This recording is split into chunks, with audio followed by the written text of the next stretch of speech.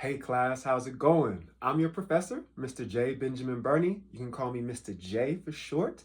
I just wanted to hop on here, show face, and make sure y'all are enjoying the first week of class and you haven't had any issues when it comes to opening your files up, doing some of the reading, or watching some of the videos that are posted on our Canvas page. I also want to give you a quick rundown of cameras and theories as we move into the second week and our first critique. So make sure by this week you have your DSLR or digital camera. And I am not too picky. I just want you all to have a camera, as I'm flexing right now, showing you my Fuji X106, baby. Nah, but I want y'all to have a camera that has manual functions so you can really learn the triangle of exposure around ISO, around aperture, and around shutter speed. So it's important to get your camera. There's a couple of resources you can use to rent cameras on campus. The VRC, the Visual Resource Center on the third floor of the Art and Art History building, has cameras you can rent for a couple of days at a time. Now, the real hack is if you rent the camera on Friday, you don't have to return it again, I think, till Tuesday. But this is not what you can do for the entirety of the semester. They get a little bit angsty when their cameras are being rented out every week, but it's a good way to practice out on some cameras. Other good resources for you to find cameras are going to be Facebook Marketplace. I would avoid maybe Mike's camera because very expensive and they upcharged for students specifically, so maybe stay away from them.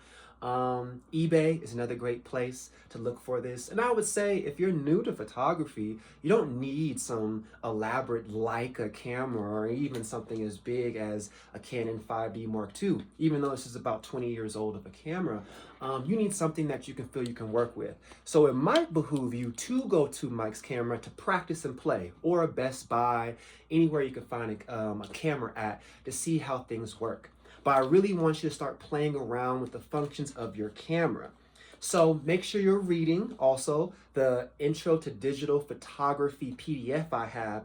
That's going to give you all the rundowns of how the lens works when it comes to depth of field, how f-stop works with changing your depth of field, how ISO and aperture work, as well as differences between a full frame sensor like this or a crop frame sensor, and knowing that you need the separate lenses to work with those cameras, okay?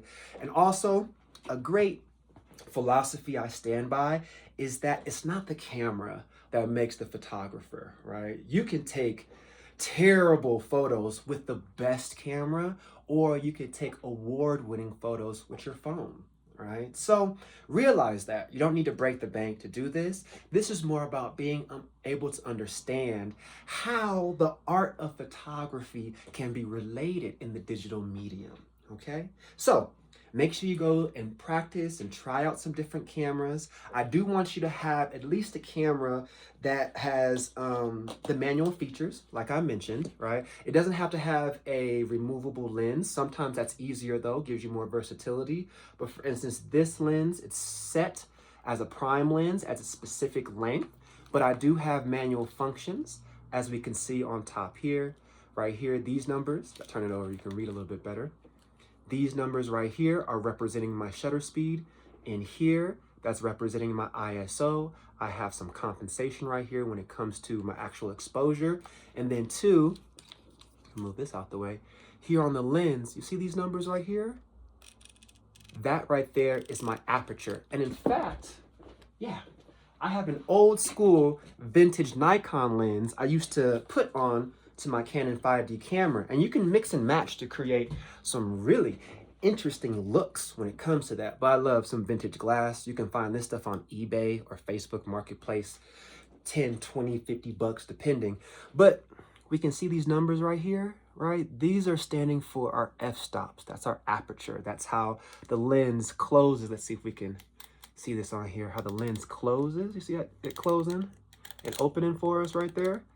Right? So when I close down the f-stop as much as possible, like such, well, it's be a little bit of a struggle because it's old, but that's letting less light in. Same with our iris, our pupil, right? When we get shine a really bright light, we close it down so we can still have the proper exposure, versus maybe when we're at Red Rocks on a couple of different things, our eyes are wide like this.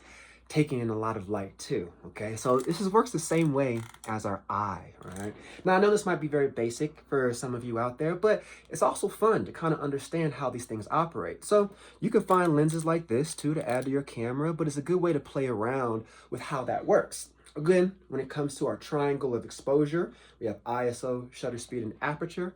Aperture here is one of them. Now with our camera settings, right, you're gonna have several dials, and every camera is gonna be different. Canon, Nikon, Fuji, Sony, they're gonna have some different symbols, but the language is very similar. You know, romantic languages, how Creole is a mix between Spanish and French and English, so they kind of talk to each other in the same way. But here's where we'll be able to change our settings. Right now I'm on manual, AV, TV. These for me, AV stands for aperture, TV stands for shutter speed. P is like a program mode where the camera's gonna choose everything except for you get to choose ISO. B, that stands for bulb. That means I can hold the trigger like this and it will stay open as long as I have my hand on the trigger. It's another way to kind of play around with shutter speed. And then you might have some custom settings that you can operate yourself, right?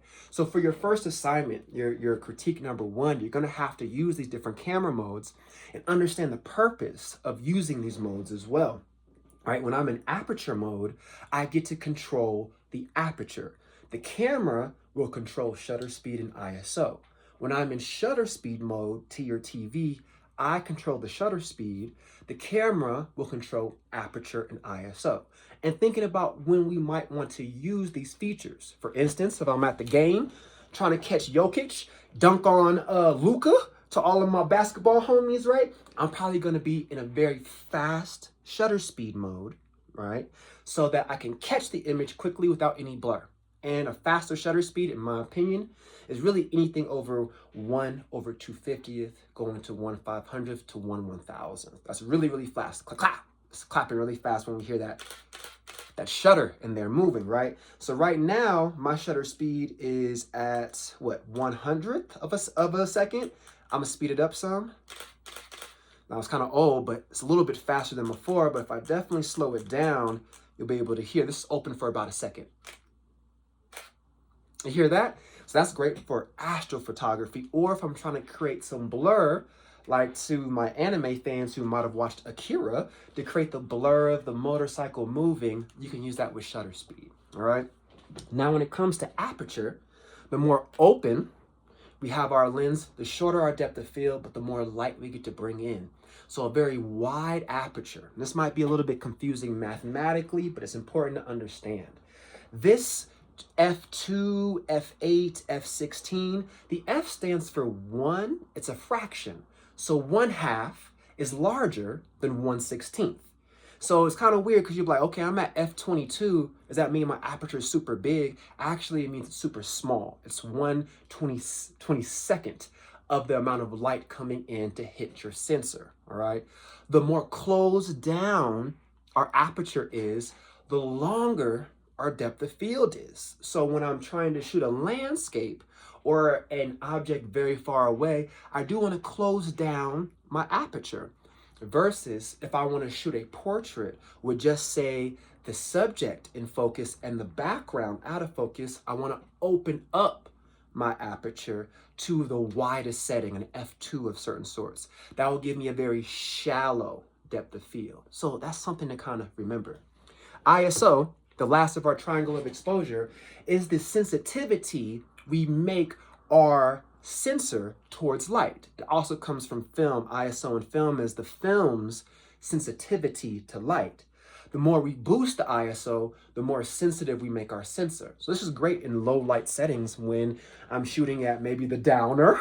You're going out on a Saturday or Sunday night, Thursday, you're getting ratchet or something, and you want to take some shots of friends, but don't want to be abrasive with a flash. You can boost that ISO to capture some really interesting images. Now, this depends upon your camera.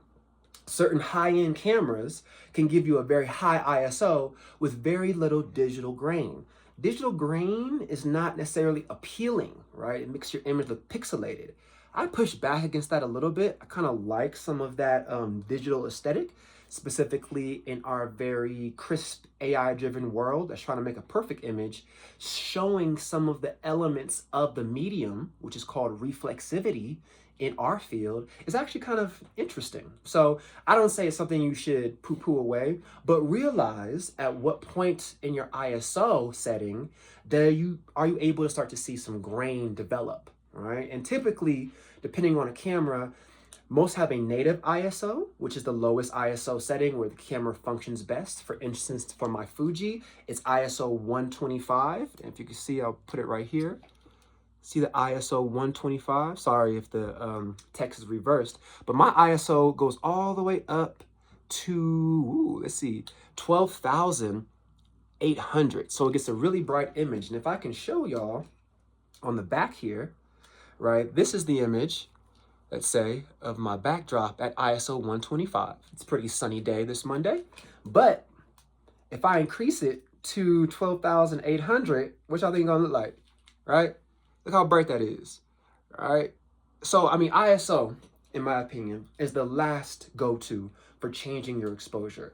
And everything about photography is the exposure. Because photography is, in the Latin translation, to write with light, right? Photography, right? To write with light. Light is the main function. This works as an eye hitting the sensor, which is our brain. And just like that, it depends on your camera mirror or mirrorless. The image might be flipped up and down, a viewfinder to see through it. So it's really mimicking what our eyes are doing. So recognizing that as well, that ISO might not be something you need to blast up like that, but it's about playing with light.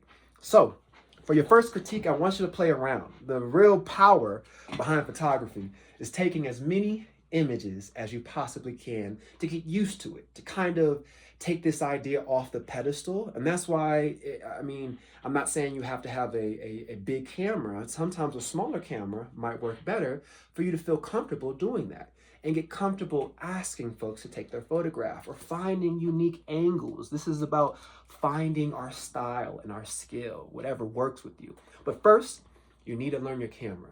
So grab a camera, play with it. Like I bought this last year, and I'm still figuring out different things for it, like how to go from photo to video quickly, how to do multiple shutter speeds at once, like just playing around with the menus, figuring out how that works, because that's really gonna make you able to set your camera in the proper setting for whatever image you're trying to create. Okay? So also reach out to me if you have any questions. Of course, my email is my last name, Burney, B-U-R-N-E-Y, at colorado.edu. I'll be posting a few more of these videos just to kind of capture some of the questions or ideas we have in class. Also, make sure when you go on Canvas to check out our discussion board. Those discussions will help kind of pinpoint some of the theory we're learning from the slide decks I'm posting and the YouTube videos that are available as well. Okay? Well, I hope y'all had a decent week. You know what I'm saying? Give me any feedback when it comes to the online course. This is the first time you're doing something specifically online. You miss out on my beautiful personality. But, you know, I'm always on campus, you know, typically Monday and Wednesdays to teach my other classes. So just give me a holler if any questions, any concerns, you're looking for specific cameras, like what really to do, editing, so on and so forth. But we won't even get into the editing stuff until the following week. So you have some time just to grasp, hey, I'm trying to be a photographer. Click, click, click, click, click. All right, y'all. Have a good Monday. I'll holler at y'all later. Peace.